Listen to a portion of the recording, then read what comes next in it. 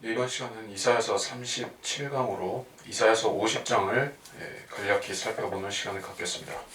이 50장은 짧기 때문에 시간이 많이 소요되지 않습니다. 50장 1절부터 바로 보겠습니다.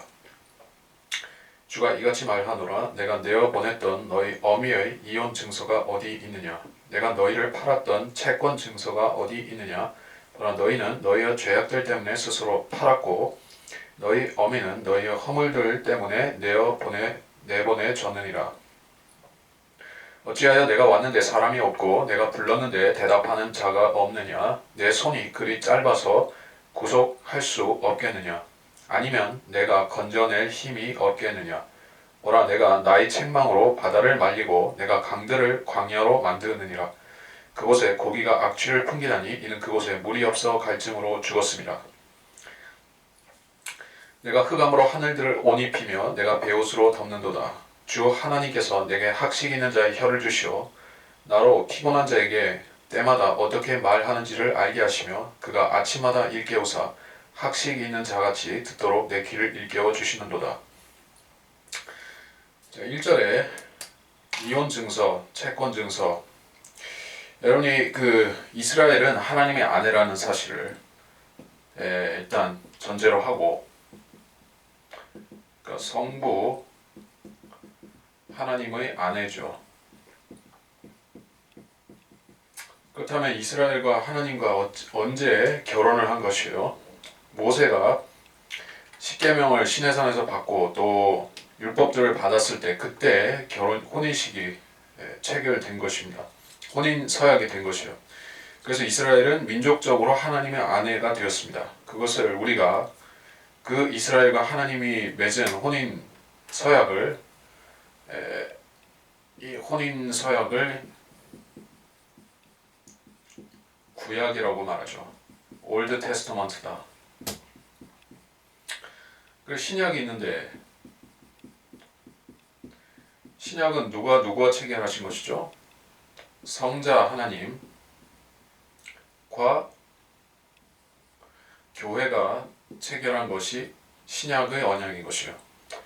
그러니까 이것이 신약이다 구약이다 하는 이것이 그 율법이다 또는 그 신약의 은혜의 법이다 이렇게 얘기하는 것이지만은 그 우리의 개인적인 구원에 대해서 적용할 때 신약 구약을 얘기하기도 하지만 또한 이것은 교회 전체적으로 하나님과 맺은 혼인 서약이죠.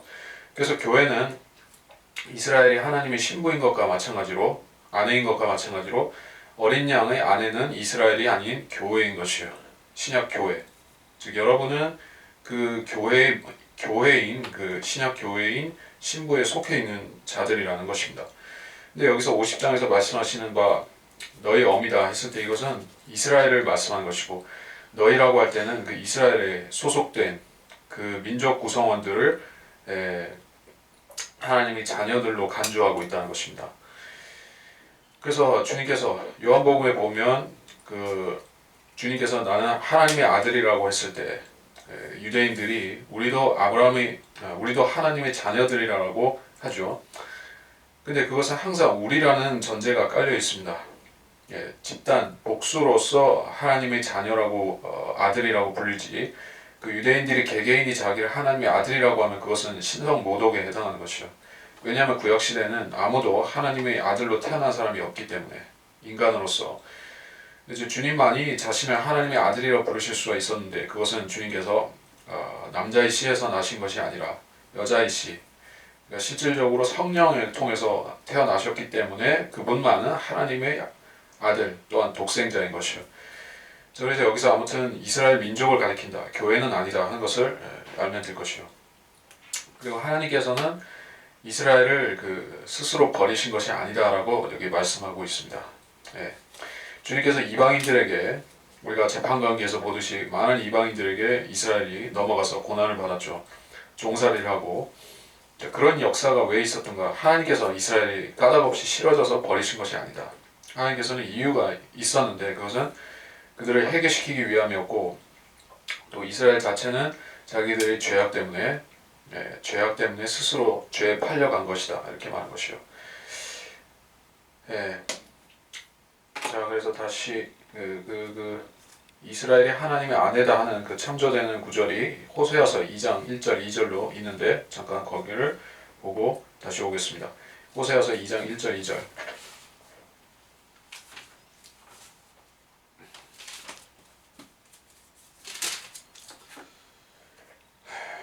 호세아서 2장 1절 2절. 너희는 너희 형제에게는 암미라 하고 너희 자매에게는 루하마라 하라. 너희 어미와 쟁론하고 쟁론하라. 이는 그녀가 내 아내가 아니고 나도 그녀의 남편이 아님이라. 그러므로 그녀로 그녀의 모습에서 음행을 지우게 하고 그녀의 가슴 사이로부터 간음을 지우게 하라. 이스라엘 하나님의 아내이고 이스라엘 사람들은 하나님의 자녀들이기 때문에 그들이 바알과 아스라엘을 섬겼을 때 또 많은 마귀들을 섬겼을 때 그것은 하나님께 배교한 것이면서 또 아내가 남편을 배신하는 그런 영적인 간음이기도 했었던 것입니다. 그래서 호세아서에서 그 이스라엘이 간음했다는 사실을 통렬하게 지적하고 계십니다. 그래서 제가 인용한 것이고 2절 어찌해 내가 왔는데 사람이 없고 내가 불렀는데 대답한 자가 없느냐 내 손이 그리 짧아 구속할 수 없느냐. 하나님의 능력이 부족해서 즉시 이스라엘 구원하실 수 없는 것이 아니다. 이사야서 59장 1절로 2절을 잠깐 보겠습니다. 이사야서 59장 1절로 2절.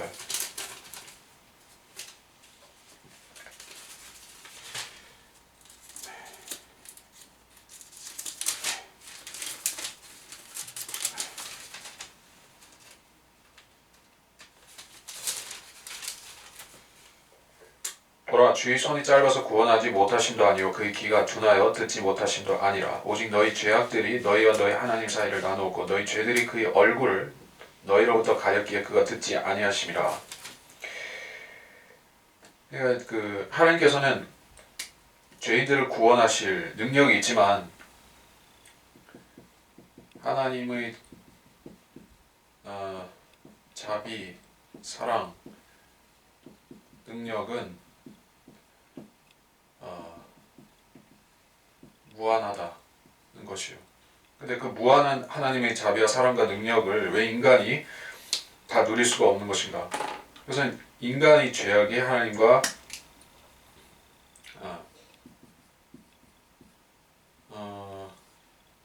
사람 사이에 벽이 되었기 때문에 누릴 수가 없게 된 것이요. 그래서 그리스도인도 마찬가지로 하나님의 사랑을 무한대로 우리가 십자가 안에서는 무한대로 받을 수가 있습니다. 그것은 하나님께서 인간과 하나님 사이에 세워진 그 벽, 죄악이라는 벽을 십자가로 허물었기 때문에 가능한 것이요. 십자가로 하나님의 사랑은 곧바로 무한대로 우리가 받을 수가 있는 입장이다.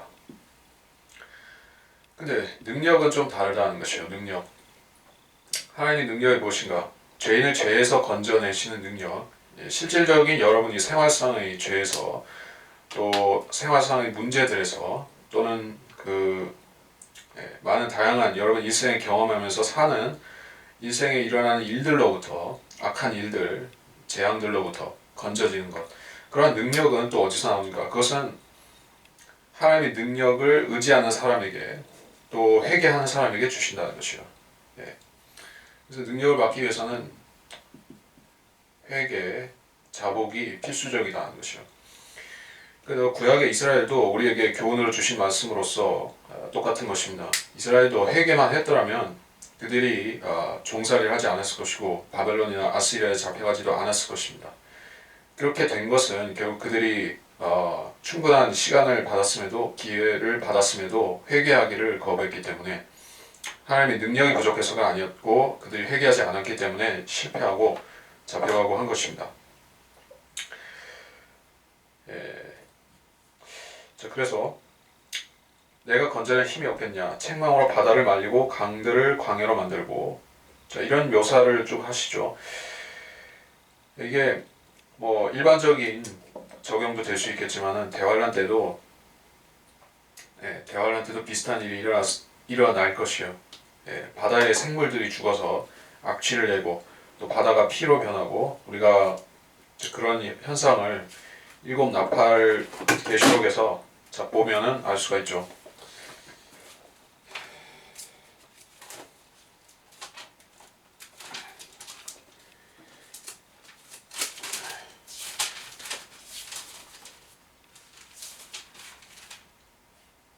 계시록 8장에 바다에 있는 생명들이 죽습니다. 계시록 8장 9절에 또 바다에 있는 생명을 가진 피조물들 3분의 1이 죽고 배들의 3분의 1이 파괴되더라. 11절에 그 별의 이름은 쑥이라고 물이 3분의 1이 쑥이 되니 그 물이 쓰게 됨을 인하여 많은 사람이 그 물로 죽더라. 그리고 다시 마지막으로 호리병 재앙에서도 바다가 그 파괴되는 장면이 나옵니다. 아무튼 이런 장면들을 볼 때 이것은 대환란 때 일어날 사건으로 예시가 된 것이요. 그런 능력이 사탄의 능력이 아닌 것이라 그것은 하나님께서 하실 일이라는 것입니다. 그래서 하나님께서는 지금 이 시대이든지 아니면은 구약 시대에도 그랬었고 앞으로 대환란 때도 회개하고 하나님의 그 이름을 부르고 또 하나님의 능력을 의지하는 사람에게는 주의 구원을 보여주실 것이다.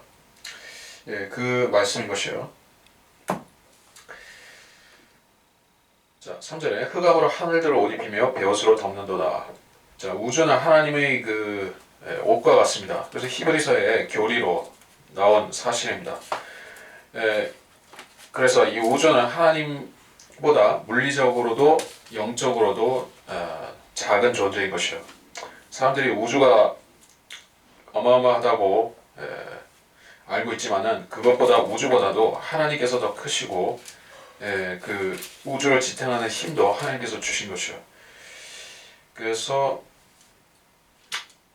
히브리서 1장 11절에 보면 그것들은 히브리서 1장 10절에 보면 또 주여 주께서 태초에 땅의 기초를 놓으셨고 하늘들도 주의 손으로 만드신 작품이니라. 그것들은 멸망할 터이나 주께서는 영존하시오니 그것들은 모두 겉옷처럼 낡아지리라. 주께서 그것들을 옷처럼 말아버리시리니 그리하면 그것들은 바꿔질 것이나 주는 동일하시며 주의 연대는 끝이 없으리라. 자, 우주는 옷과 같고 옷과 같은 우주를 주님께서 말아버리시면 멸망하고 또 다시 펴실 수도 있고 이렇게 말씀하고 있습니다. 근데 사람들은 보이는 현상들과 보이는 피조물들은 그들이 그 권위를 인정하지만 하나님께서 배후에 계시다는 사실을 모르고 또 그 알려주셔도 하나님이 일깨워주셔도 무시하죠. 그리고 하나님께서는 흑암으로 하늘들을 옷 입히셨다는 사실입니다. 우주는 마치 그 판초 우위를 덮어놓은 것 같이 돼 있어요. 머리가 있고 판초 우위를 이렇게 입고 있는 것이요. 안에는 새카맣죠.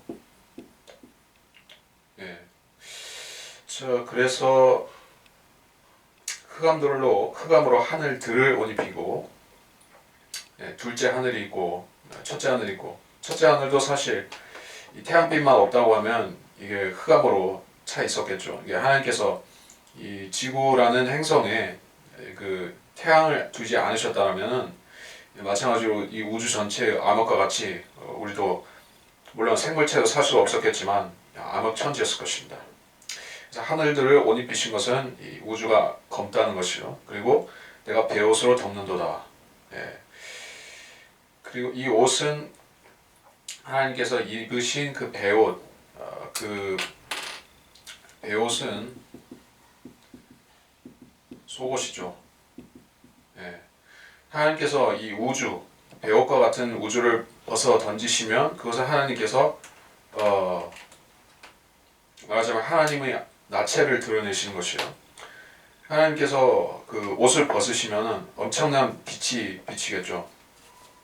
그 빛은 그 계시록 20장에 나타날 빛이지만은 백보자 심판 때 모든 인류와 모든 영적 존재들을 심판대 앞에서 비추실 엄청난 빛인 것이요. 지금은 우리가 그걸 볼 수가 없는데 왜냐하면 이 우주를 흑암이 덮고 있기 때문에 베옷과 같은 주님의 그 옷이 우주를 두르고 있기 때문에 하나님의 영광 그것을 우리가 지금 보지는 못한다. 4절 주여 하나님께서 내게 학식인 자 혀를 주시고 나로 피곤할 때 자에게 때마다 어떻게 말하는지 알게 하셨다. 자, 이것은 학식 있는 혀 그리고 주님께서 피곤한 자, 즉 연약한 자 그러한 백성들을 돌보시는 일을 하셨다.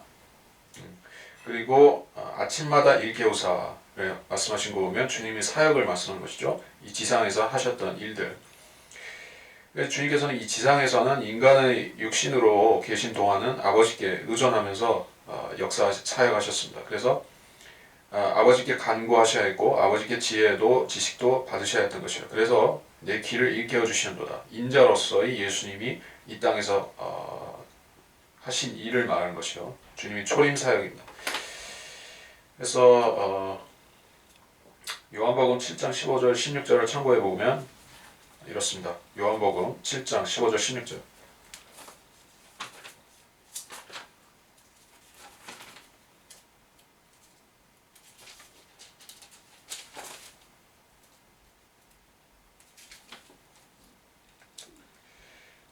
유대인들이 이상히 여겨 말하기를 이 사람은 전혀 배운 적이 없는데 어떻게 글을 아는가 라고 하더라. 예수께서 그들에게 대답하여 말씀하시기를 나의 교리는 나의 것이 아니요 나를 보내신 분의 것이라. 예수님께서는 목수의 아들로 태어나셔서 고등교육을 수료하지 못하셨죠. 주님께서는 사도 바울, 그러니까 그 전에 사울이었던 그 바울이 공부했던 것 같이 그런 고등학문을 배우신 적이 없는 것이요. 갈릴리의 가난한 어부들과 어부들을 불러서 제자로 쓰셨고 주님 자신도 학문을 배우신 분이 아니지만 그럼에도 주님의 설교는 바리새인들과 그런 그 레위인들을 능가했던 것이요. 왜냐하면 주님께서는 하나님께서 주시는 지혜를 본문 4절에 말씀하신 것 같이 하나님께서 직접 주시는 지혜를 명철을 받아서 말씀하셨기 때문에 가능했다는 것입니다. 5절 주 하나님께서 나의 귀를 열어주셨기에 거역하지 않고 뒤로 물러서지도 않았다. 이 귀를 열어주셨다는 부분을 우리가 잘 살피고 넘어갈 필요가 있겠습니다. 시편 40편 6절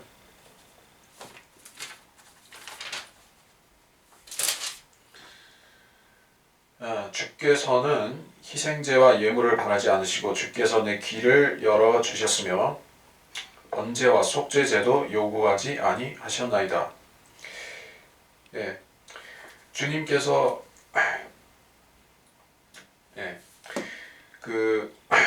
하나님께서 말씀을 들을 수 있는 귀를 깨달을 수 있는 귀를 열어주셨고 또 그 귀를 열어주셨다는 것은 잠깐만 관주를 다시 보겠습니다. 시편 40편 6편을 다시 보겠습니다.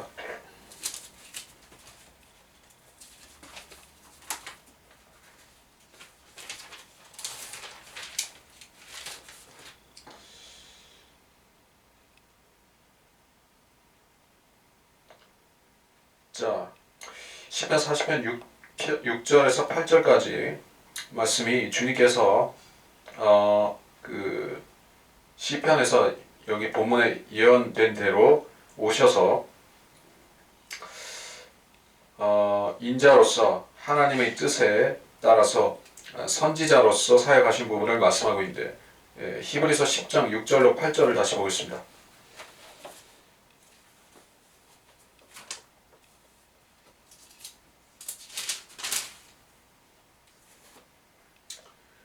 주께서 번제들과 속죄제들을 기뻐하지 아니하셨으니 그때 내가 말씀드리기를 오 하나님여 보소서 두루마리 책에 나에 관해 기록한 것과 같이 주의 뜻을 행하려고 내가 왔나이다 하였노라 하셨도다. 위에 말씀하시기를 희생제물과 예물과 번제들과 속죄제는 바라지도 아니하시고 기뻐하지도 아니하신다고 하셨으니 이것들은 율법에 따라 드려진 것이라. 주님 자신이 희생제가 되기 위해서 오셨기 때문에 주님이 오셨을 때는 하나님께서 이렇게 말씀하신 것이요. 이제는 동물 제사를 주님께서 기뻐하시지 않는다는 것입니다. 왜냐하면 세상 죄를 한꺼번에 대속할 어린 양이 오셨기 때문에 그렇습니다. 자, 그것이 본문에 관주드리고 6절에 보면 내가 치는 자들에게 내 등을 머리카락을 뽑는 자들에게 내 뺨들을 맡겼도다. 내가 치욕과 침뱉음으로부터 내 얼굴을 숨기지 아니했도다. 주님이 낮아지신 것, 종으로서 낮아지신 걸 말씀한 것이요. 그러니까 주님이 종된 부분을 언급하는 복음서가 마가복음이죠. 주님께서 언제 많으셨습니까? 마가복음 15장 15절에 보면 됩니다. 마가복음 15장 15절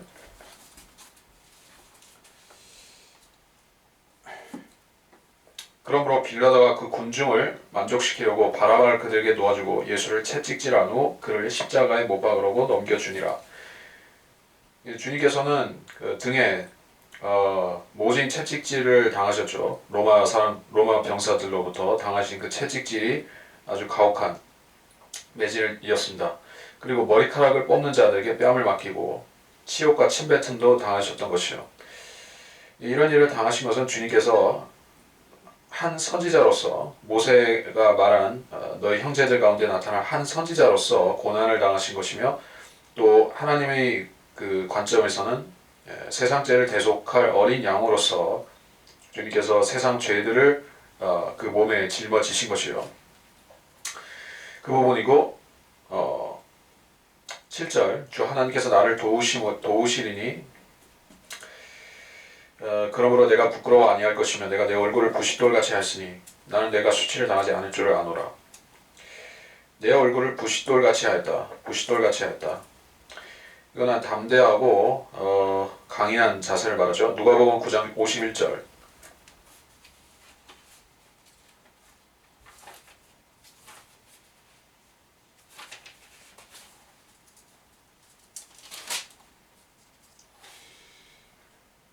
주께서는 하늘로 들리움을 받으실 때가 오자 예루살렘으로 가시려고 확고하게 정하시더라. 왜 이 말씀을 제가 인용했는가? 주님의 확고한 자세, 그 하나님께서 시키시는 일, 반드시 주님께서 하셔야만 되는 일, 그것은 피해갈 수 없는 그 일, 그것이 십자가였죠. 주님께서는 유대인의 구세 메시아가 되기에 오셨지만, 왕이 되기에 오셨지만, 결국 주님께서 하셔야 되는 일은 온 인류의 죄를 위해서 죽으시는 그것이 빠질 수가 없습니다. 그래서 결국 주님께서는 아버지의 뜻에 순종하기 위해서 자신의 뜻을 확고히 굳힌 것이에요. 그래서 주님께서는 얼굴을 부싯돌같이 하였으니 사람들이 뭐라 하건 그 만류하건 신경 쓰지 않으셨다는 것입니다. 그 결과로 주님께서는 잠시 수치를 당하셨지만은 그것이 하나님께서 다 복귀시켜 주시고 회복시켜 주심으로 인해서 수치를 당하지 않을 줄을 아노라.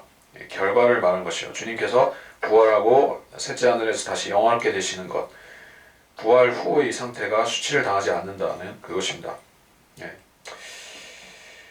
8절 나를 의롭게 여기시니가 가까이 계시니 누가 나와 다투겠는가? 우리가 함께 서자 누가 나의 대적인가? 그를 내게 가까이 오게 하라.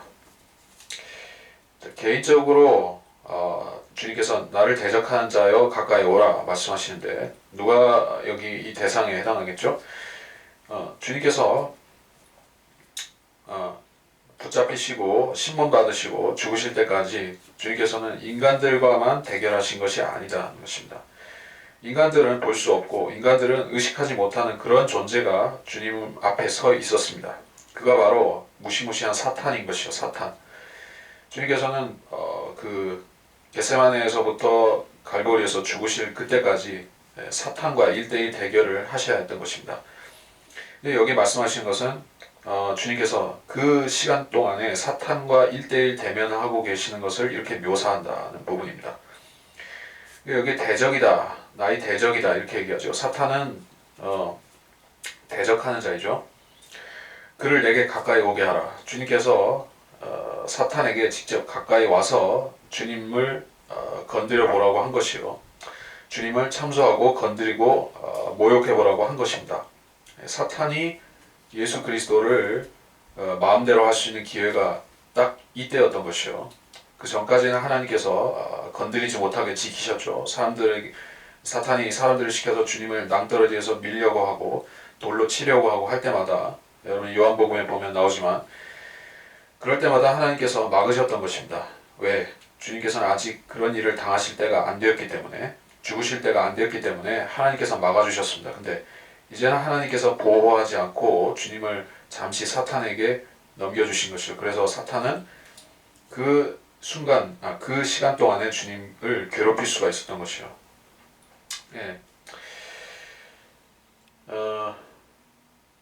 그래서 인간은 이런 대결을 펼칠 수가 없죠. 근데 예수님은 하셨고 예수님은 또 그 대결을 통해 이기셨던 것입니다. 그 이기셨음을 우리가 어디서 알 수 있는가? 몇몇 구절을 살펴보자면 골로새서 2장 15절 보겠습니다.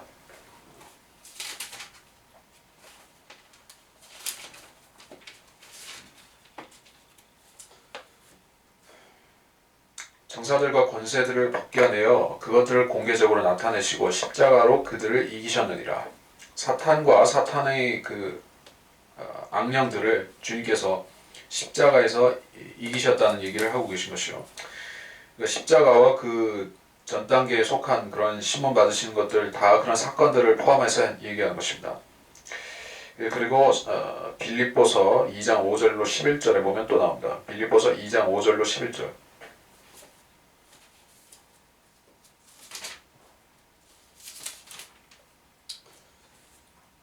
네. 이게 길기 때문에 다 읽을 수는 없고, 그치, 8절만 보면 되겠죠. 빌립보서 2장 8절. 그리하여 사람과 같은 모양으로 나타나셔서 자신을 낮추시고 죽음에까지 순종하셨으니 십자가의 죽음에까지라. 그래서 이 영적 악한 세력은, 마귀와 그의 세력들은 주님을 그 신문 받으시며 이제 십자가로 넘겨지시는 상황에서 무엇으로 시험했을까요? 네, 주님의 그 감정을 건드렸겠죠. 하나님의 아들로서 또 그 위대하신 삼위일체 하나님으로서 어떻게 이런 수모를 참아내실 수 있느냐는 것이요. 부당한 일이다. 당장 저 사악한 것들을 쓸어버리라. 하늘에서 천사를 내려보내서 다 쓸어버리고 유대인들을 해방시켜주라고 그렇게 했을지 모릅니다. 로마를 무너뜨리라고. 그 사탄이 그렇게 충동질을 했는데 주님께서 그렇게 실제로 하셨다면은, 십자가가 완성되지 않았다면은 우리는 구원받을 수가 없죠. 유대인은 구원받을지 모르지만, 로마의 손에서 풀려나고 유대인들은 구원받았을지 모르지만 우리의 구원은 그걸로 없었을 것이요. 지금 우리는 이방 죄인들은 구원받을 길이, 십자가를 통해서 구원받을 길이 없습니다.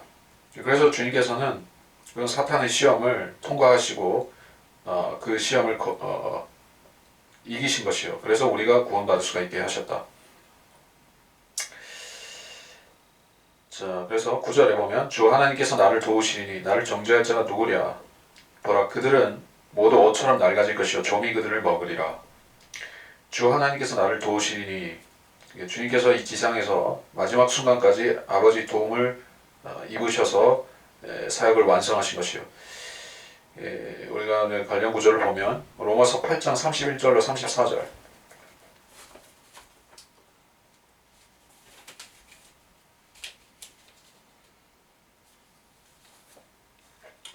그렇다면 이런 일에 대하여 우리가 무슨 말을 하리요? 하나님께서 우리를 위하신다면 누가 우리를 대적하리요? 자기 아들을 아끼지 아니하시고 우리 모든 사람을 위해 내어주신 분이 어찌 그 아들과 함께 모든 것을 우리에게 값없이 주시지 아니하겠느냐? 자, 이 구원의 보장에 대해서 하시는 말씀이죠. 나를 정죄할 자가 누구냐? 주님께서는 그 십자가에서 자신의 순전무구함, 그 죄 없으심을, 그러나 세상 죄를 지고 죽으셨음을 만천하에 드러내신 것이요. 그래서 주님께서는 그 죄들을 제거하시고 이기셨고, 또 누구도 주님을 정죄할 수 없는 것이에요. 그래서 나를 정죄할 자가 누구랴? 우리가 주님 안에 들어가 있다면은, 십자가를 통과해서 우리가 주님과 한 몸이 되었다면은 우리도 마찬가지로 나를 정죄할 자가 누구랴 이렇게 말할 수가 있는 것이죠. 영적으로. 자, 그렇고 보라, 그들은 옷처럼 낡아지고 좀이 그들을 먹는다라고 했습니다. 이거는 당연히 어떤 그 인간이든 마귀들이든 그 주님의 원수들을 말하는 것인데, 히브리서 1장 10절로 12절을 보겠습니다. 히브리서 1장 10절로 12절.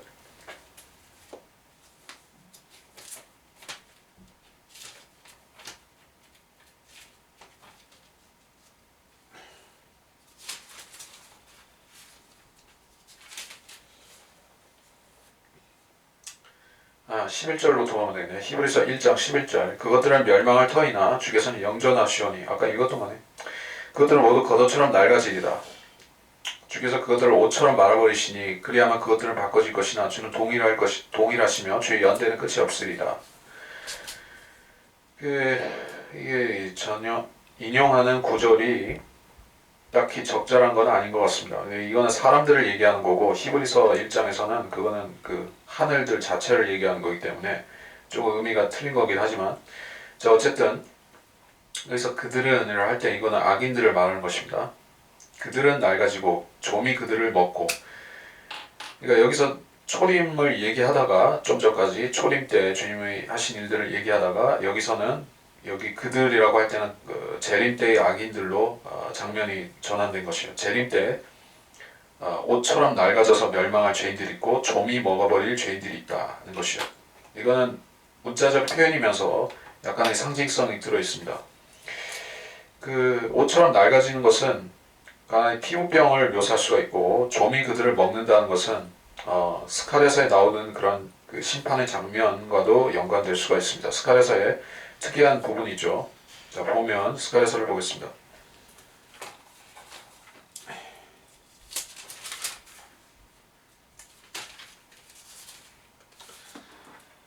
자 스칼에서 14장 12절 주께서 예루살렘을 대적하여 싸운 모든 백성을 치실 재앙이 이러하리니 그들이 그 발로 서 있을 때 그들의 살이 녹아 없어질 것이요 그들의 눈이 그 구멍 속에서 녹아 없어질 것이며 그들의 혀가 그 입에서 녹아 없어질 것이라.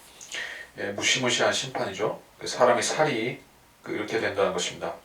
좀이 그들을 먹듯이 되고 야고보서에도 심판 장면이 나오는데 잠깐 보겠습니다. 야고보서에 재물은 썩었고자 야고보서 5장 1절로부터 보면 이제 오라 너희 부자들이여 너희에게 닥칠 재난으로 인해 울고 통곡하라 너희 재물은 썩었고 너희의 의복은 좀 먹었으며 이게 특별한 표현입니다. 일반적인 좀이 아니라 대환란 때 퍼질 그 문둥병을 얘기하는 것이요. 너희 금과 은은 녹이 슬었으니 자, 문둥병이 금과 은까지 먹어버리는 그런 무시무시한 그러다가 결국에는 이것들이 녹이 너에게 증거가 되어 불같이 너희 살을 먹으리라. 결국에는 살까지 먹어버린다. 이게 심판하시는 장면입니다. 이게 무슨 장면인지 우리가 여기서 감을 잡을 수가 있죠. 아하, 이것은 재림을 말씀하시는 것이다. 10절 보면 너희 가운데 주를 두려워하는 자가 누구며 그의 종의 음성에 복종하는 자는 누구며 또 어두운 가운데 걷고 빛이 없는 자가 누구냐 그로 주의 이름을 의뢰하고 자기 하나님을 의지하게 할지어다. 불을 붙여 그 불꽃에 둘러싸인 너희 모두는 보라 너희 불빛 가운데와 너희가 불붙인 불꽃 가운데서 걸으라 이것이 너희가 내 손에서 얻을 것이니 너희가 슬픔 가운데 누우리라. 10절에서 문맥이 바뀌면서 또 무슨 얘기를 하고 있을까요? 여기서 대환란 중에 어두운 가운데 걷고 빛이 없는 자, 그 환란에 처한 그 유대인들을 얘기하는 것이요. 그러나 그 환란에 처한 유대인들 빛이 없죠. 어두운 가운데 걷고 있죠. 자, 왜 그렇습니까? 환란은 빛이 없습니다. 지금은 빛이 있지만 밤의 경점들 얘기를 하면서 할 수 있는 얘기지만은 그 신약 교회가 천체에서 상징되는 부분이 달이죠.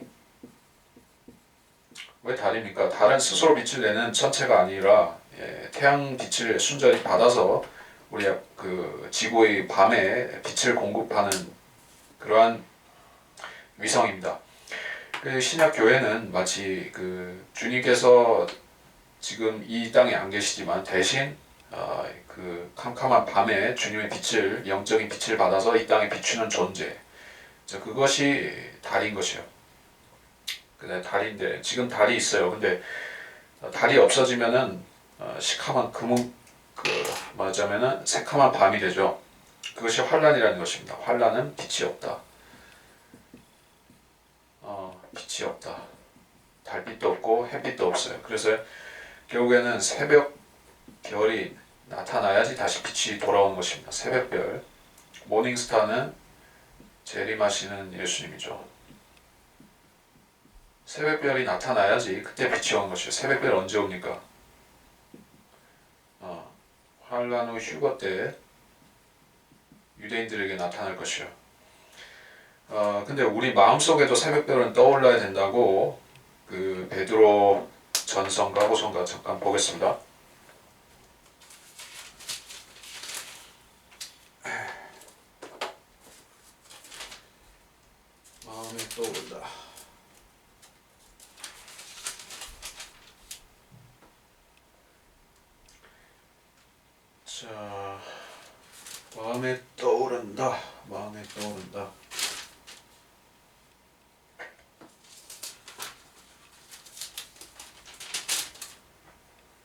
예, 베드로 후서 1장입니다. 베드로 후서 1장 19절. 우리에게 더 확실한 예언의 말씀이 있으니 날이 새어 샛별이 너희 마음에 떠오르기까지 너희가 어두운 것에서 빛나는 빛에 주의하듯 이 예언의 말씀에 주의하는 것이 잘하는 것이니라. 베드로 후서 말씀에서 그 샛별이 떠오른다고 하셨을 때 이거는 두 가지 의미가 다 있습니다. 이거는 지금 마지막 때에 있는 우리 그 교회에게 마음속에 샛별이 떠오르는 얘기를 하시는데 이거는 휴거가 가까운 것을 인식하고 주님을 기다린다는 그 뜻입니다. 그리고 환란 끝에 있는 사람들도 마찬가지로 샛별, 즉 말하자면 새벽별을 그들도 기다려야 되는데 그것은 환란 성도들을 이제 끝에 오셔서 데려가실 그 환란 끝에 오실 주님을 기다리는 것을 얘기합니다. 자, 그렇기 때문에 빛이 없다 얘기할 때 어둠 속에 걷는다고 할 때 이거는 그 열처녀의 비유에서 나오지만 그 밤을 얘기하는 것이요. 그리고 그로 주의 이름을 의뢰하고 자기 하나님을 의지하게 할지어다. 주의 이름 예수 그리스도를 의뢰하고 또 자기 하나님 여호와 하나님을 의지해야 된다는 것이요. 그래서 대환란 때 믿음을 지키는 사람들은 하나님의 계명들도 지키고 또 주의 이름 주 예수 그리스도의 이름도 의지하는 사람들이라는 얘기입니다. 그런 의미가 있습니다. 그 11절에 불빛, 불꽃 이런 얘기가 쭉 나오는데 불을 붙이고 불꽃에 둘러싸인 너희다 이렇게 했습니다. 이거는 그 야고보의 고난의 때 그 고난의 용광로 이걸 얘기하는 것이요. 이집트가 최초로 이스라엘이 그 노예 생활을 했던 이집트가 바로 성경에서는 철 용광로다 이야기하고 있습니다. 상징적으로 철 용광로와 같다. 그리고 이 용광로라는 것은 그 은이나 금을 녹여서 순전한 것을 그 금속을 얻어내는 장치죠. 그래서 결국에 하나님께서 어떤 민족, 특히 이스라엘을 고난의 용광로에 넣으셨다가 빼시는 것은 이제 순전하게 회복시키는 것, 영적 회복을 시키는 것과 관련이 있습니다. 여기서 불꽃에 둘러싸인 너희다. 그러니까 고난을 당하는 상태를 한참 고난을 당하는 용광로 속에서 굴려지는 상태를 말하는 것이에요. 이게 대환란이죠, 당연히 11절은. 물론 이스라엘은 지금 이방 가운데 흩어져 있고 그런 그 고난을 받고도 있지만 앞으로 7년 동안에 당할 그들이 엄청나게 받아야 되는 그 고난이 바로 용광로인 것이에요. 그래서 불꽃에 둘러싸여 있다 이렇게 묘사를 하고 있습니다. 이거는 좋은 의미로서 한 불꽃은 아니겠죠. 그러니까 성경에서 불꽃이라고 할 때 불의 혀하고 틀리다는 걸 여러분이 아시면 되죠. 사람들이 불침내다, 불세례다 하면서 이렇게 불 같은 성령 뭐 이런 은사주의에서 가르치는 것들은 침례 요한이 불로도 침례를 주고 성령으로도 침례를 주고 이거를 가지고 오인한 것이고 여기서 실질적인 불을 얘기한 것입니다. 실제로 유대인들은 잡아먹히기도 하고 불로도 태워지고 이런 걸로도 적용이 될 수가 있는 것이에요. 그리스도가 하늘에서 불이 내려오게 하죠. 계시록 13장에 보면 나올 것이에요. 하늘에서 불이 내려오도록 합니다. 그게 하나의 쇼맨십으로 할 수도 있지만은 어떤 그 군중들 위에 불이 내려오게 해서 태워버릴 수도 있죠. 엘리야가 그렇게 했었는데 엘리야가 50인 부대를 2번 태웠죠. 아하방이 보냈던 그 군대를 그 대장과 함께 2번이나 태워버렸습니다. 사탄도 비슷한 이적을 행할 수가 있는 그런 거죠. 아무튼 여기도 불빛, 불꽃 이건 실제적인 것이다. 앞에서 그 10절에서 이 밤에는 빛이 없다. 어두운 가운데 걷고 있다. 얘기를 하는데 11절에서는 불빛에 대한 얘기가 나왔어요. 이 불빛은 영적인 조명이 아닌 것이죠. 영적으로는 새카맣지만은 지금 이 세상도 그렇습니다. 빛의 종류가 태양빛도 있고 가시광선, 그 태양빛에도 가시광선 있고 적외선 있고 자외선 있듯이 빛도 종류가 많죠. 이 세상에서 사람들이 좋아하는 빛은 네온사인, 그 인공적인 빛을 사람들은 선호하죠. 태양빛은 직접 볼 수도 없고 보기도 부담스럽죠. 여기서 말하는 불빛은 빛의 천사를 가장하는 자, 사탄에게서 나오는 빛인 것이요. 빛의 천사를 흉내, 가장하는 자가 있죠. 사탄도 빛이 있습니다. 근데 그 빛은 불행히도 지옥불에 비친 것이에요. 결국 불못에서 태워지게 될 그 빛인 것입니다. 그래서 이 지상에서 지옥과 같은 일을 경험하고 있는 사람들에게 11절이 적용될 수 있는 것이에요. 비근한 사례로 2차 세계대전 때 아우슈비츠나 그러한 독일의 수용소에 갇혔던 유대인들은 이 불빛과 불꽃에 실제로 둘러싸였었죠. 그들은 화장되었었습니다. 가스에 중독되고 그 다음에 화장터에 보내진 것이요. 그러나 그것은 대환란 때 일어날 사건의 하나의 전조였던 것입니다. 그래서 하나님께서는 이스라엘이 이런 고난을 통과해야만 된다라고 말씀하고 있고, 너희가 내 손에서 얻을 것이니 너희가 슬픔 가운데 누우리라. 자, 이 고난이 하루 아침에 지나가고 끝나는 것이 아니라 지속적으로 어느 기간 동안 쭉 간다는 것이에요. 슬픔 가운데 눕는다는 것이 그 뜻입니다. 이스라엘의 고난은 7년 동안 남아있고, 그것은 그들에게 슬픔을 늘릴 것이요. 이게 7년 동안 고난을 당하다가 그 끝에 남은 자들이 주님을 보고 기뻐하는 것입니다. 그래서 이번 강의는 여기서 마쳐야 되겠는데, 제가 문득 생각나는 것이 있어서 한 가지 말씀드리고, 잠깐 말씀드리고 끝내도록 하겠습니다. 시간은 많이 안 걸리고, 여러분이 요새 보면은 유대인들 가운데서 예수 믿는 사람들이 많이 나타납니다. 그들을 메시아닉 주라고 그렇게 명명하는데, 그 사람들 자체가 예수를 실제로 믿는 사람들이 있고, 그 믿는 사람들이 늘어나고 있는 것도 사실인데, 문제가 되는 것이 하나 있는 것이 뭐냐면은, 그 사람들은 이방인들과 유대인들이 이 하나님이 그 사도행전의 그 역사 속에서 이제 하나님께서 온전히 하나로 만드셨다는 것, 이제 더 이상 이방인과 유대인과 나눠져 있는 것이 아니라 이방인과 교회가 이방인과 유대인이 예수님의 몸 안에서 하나가 이미 되었다는 사실, 이거를 이 사람들은 정체 받아들이지 못하는 것이요. 그 이유가 뭘까? 그 사람들이 자기들이 율법을 지키고 하나님 모세의 백성이고 한 그 엄청난 자부심을 여전히 버리지 못하고 있는 것이요. 예수를 믿는다고 하면서도 유대인들은 좀 더 이방인보다 낫고 우월하고 이러한 썩은 생각을 그 사람들이 갖고 있는 것이요. 그러다 보니까는 그 유대인들 가운데서 예수 믿는다고 하는 사람들 가운데 엉터리들, 유대인들이 이방인보다 우월하고 이방인도 유대인화 되어야 되고 유대화 되어야 되고 이런 식으로 가르치는 소위 토라 교도들이 거기서 나온 것이요. 제가 얼마 전에 보니까 어떤 유대인 랍비가 그런 헛소리를 한 것이요. 이제 이방인 크리스찬들 이제 유대인들을 인정하고 유대인들을 받아들여야 되고, 그 수준이 아니라 이제는 완전히 말하자면은 실질적인 그 유대인들의 그런 지금까지 지켜온 그런 생활 양식이라든지 법이라든지 또 관습이라든지 이런 것까지 유대화 되어야지 이방인들이 이제 교회가 하나가 된다는, 유대인과 이방인이 하나가 된다는 식인 것이에요. 그러면 우리가 탈무드도 지키고, 그렇죠? 유대인들은 탈무드를 믿으니까 미시나도 지키고 그렇게 하자는 것이에요. 그러면은 우리가 이방인과 유대인이 사이좋게 지내고 다 좋게 풀릴 수 있다. 그러면서 대체 신학을 이게 잘못됐다고 얘기를 하는 것이에요. 자, 물론 이스라엘이 영원히 버림받았다는 로마 캐토릭의 그 어거스틴 대체 신학은 악한 것이지만, 그렇다고 해서 우리가 유대인처럼 탈무드를 믿고 그런 게 아니죠. 그 사람들은 하나님 앞에 중한 죄를 짓고 있는 사람들인 것이요.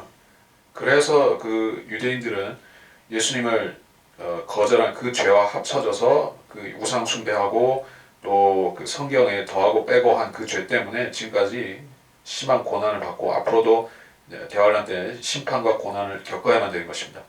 근데 그런 그 예수 믿는다고 하는 유대인들, 특히 랍비 같은 자들은 이런 거를 전혀 인정도 안 하고 믿지도 않는 것이에요. 다만 예수님이 오시면 유대인은 이 땅에서 복 받는다는 얘기, 그 정도 수준으로만 하고 있는 것이에요. 얼마나 어리석습니까? 그 랍비가 이사야서를 자기가 다 공부했다면서 그러면서 그런 유대인으로 이방인 교회가 유대화 되어야 된다는 주장을 그걸 근거로 해서 하는데 아주 무식한 것입니다.